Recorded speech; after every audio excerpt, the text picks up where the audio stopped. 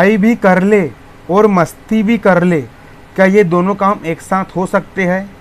हम सुख भी भोग ले, हम गमारी कर ले, अडारी कर ले और साथ साथ हम पढ़ाई भी कर ले, क्या दोनों काम साथ में संभव है?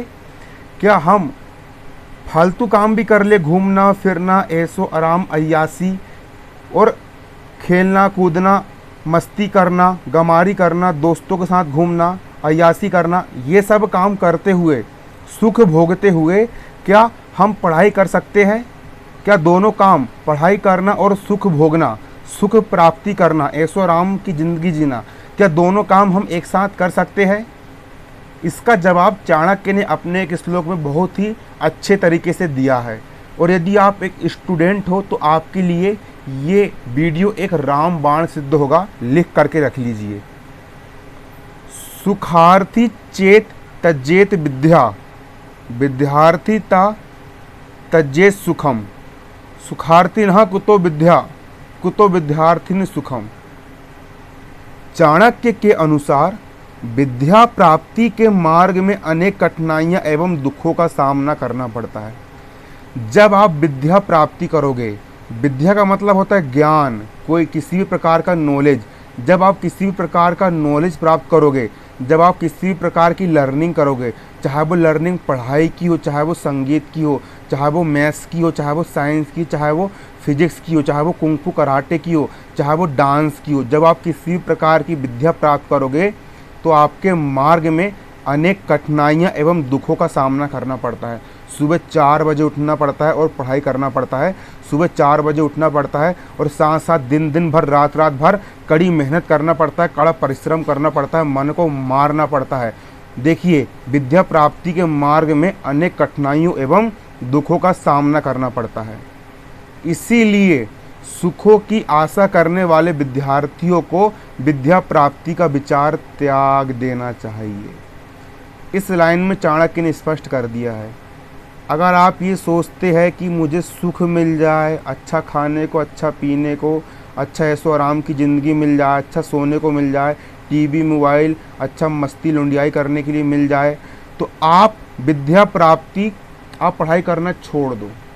क्योंकि देखिए दोस्तों, अगर आप एक विद्यार्थी हो और यदि आप जीवन में कुछ करना चाहते हो, आप जीवन में सफलता प्राप्त करना चाहते हो, यदि आप अपने लक्ष्य को प्राप्त करना चाहते हो, आप टॉपर बनना चाहते हो, आप क्लास में फर्स्ट आना चाहते हो, आप कोई भी प्रकार का एग्ज़ाम क्रैक करना चाहते हो, तो आपको कभी भी सुखों की आशा नहीं करना है। आपको चाहे आपके मार्ग में कितने ही कठिनाइयाँ क्यों ना आए, आपके मार्ग में कितने ही दुख क्यों ना आए, आपको कठिनाइयों और दुखों का सामना करना है और कष्ट सहना है। क्योंकि कहा भी गया है, नो पेन नो गेन। आपको मेहनत करते हुए, आपको परिश्रम करते हुए, पूरी लगन के साथ आपको अपने पथ पर आगे बढ़ते रहना चाहिए। कभी भी आपको सुखों की इच्छा नहीं करनी चाहिए। भौतिक सुख और विद्या प्राप्ति दो अलग अलग मार्ग हैं। भौतिक सुख सुविधा, भौतिक सुख मतलब कि गर्लफ्रेंड बनाना, ये वो करना, भौतिक सुख हो गया। खाना पीना, मन में लालच रखना, ये वो करना, भौतिक सुख। देखिए, 2 रास्ते हैं।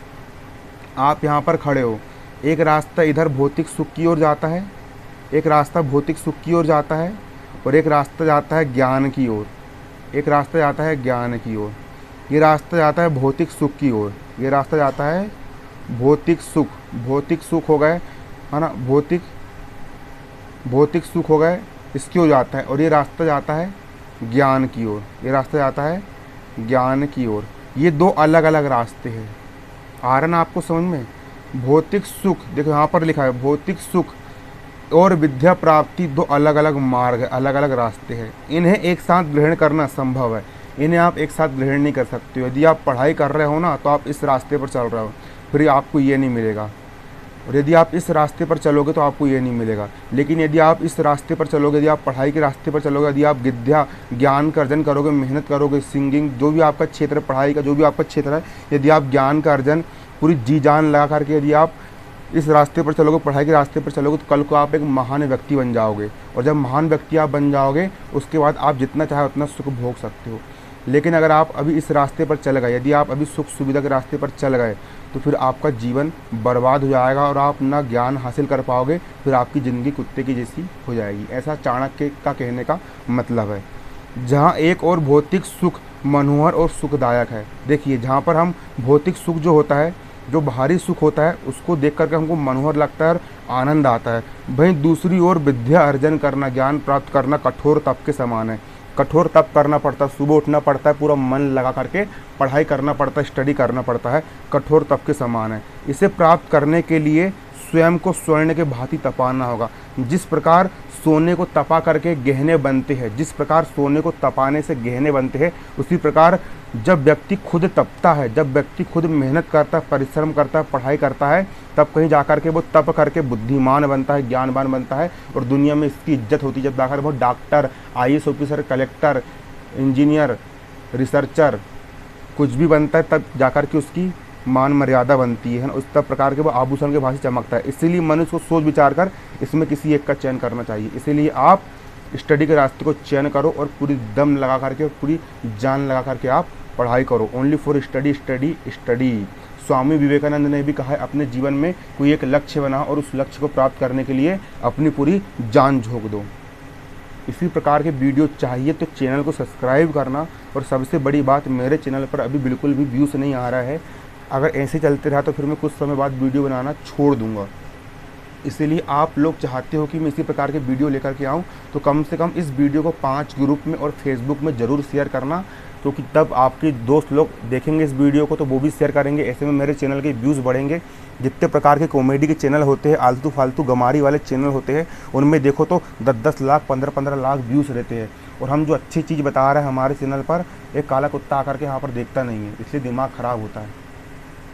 इसलिए शेयर कर देना भाइयों, अगर आप ज्ञान का समर्थन करते हो तो।